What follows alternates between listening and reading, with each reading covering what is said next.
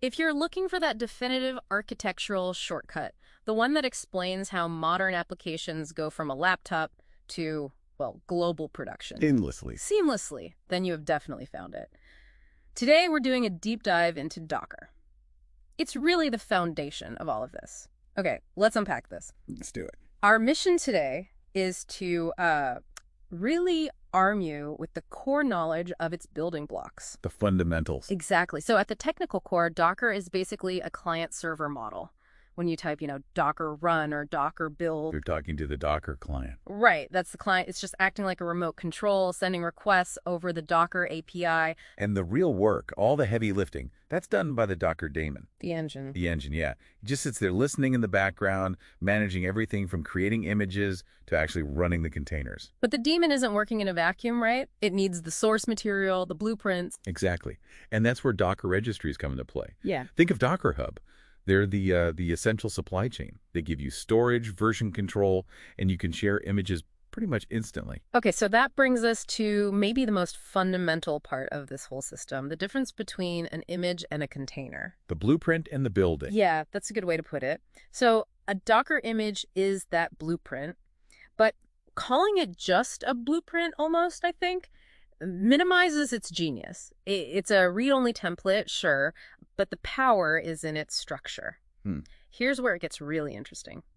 These images are built in discrete, unchangeable layers. And that layered architecture is a total game changer, not just for storage, but for efficiency. How so? Well, think about it. One layer might be the base operating system, another is a required library, then your application code on top. Because they're stacked and immutable, if you find a security flaw in that base layer, you just update that one layer.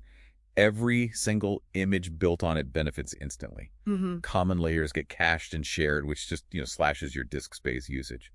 So if the image is this really sophisticated layered blueprint, then the Docker container is the running live version of it. The running instance, yeah. I always hear lightweight and fast, but why? I mean, some people still just spin up a whole virtual machine. When is a container actually better? It's about what you're not running.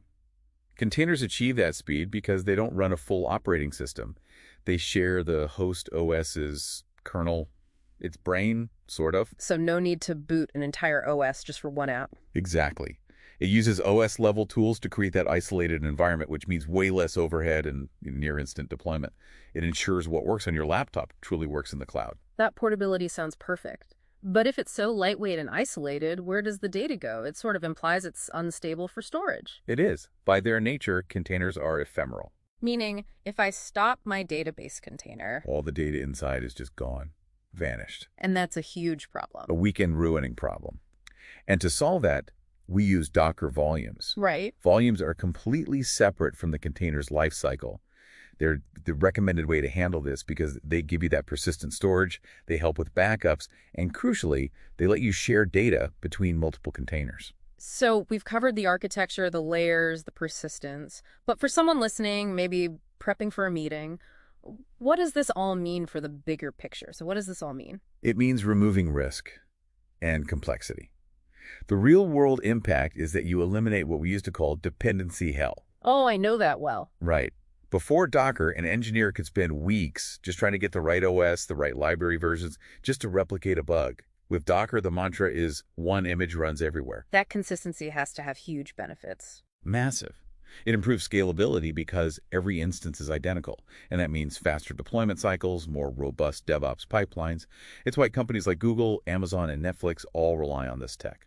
So we have the engine, the daemon, the supply chain, the registries, the efficiency of those layered images, and the absolute necessity of volumes for data. That's really the framework. It is, and it's a framework that's only growing more important. I'd say think of Docker not just as a tool for your web app, but as the foundational technology for the entire modern cloud ecosystem. Understanding this layered, consistent architecture isn't just a good skill to have. It's becoming a prerequisite for mastering the cloud, for modern DevOps, and for the huge platforms that are now driving innovation in AI.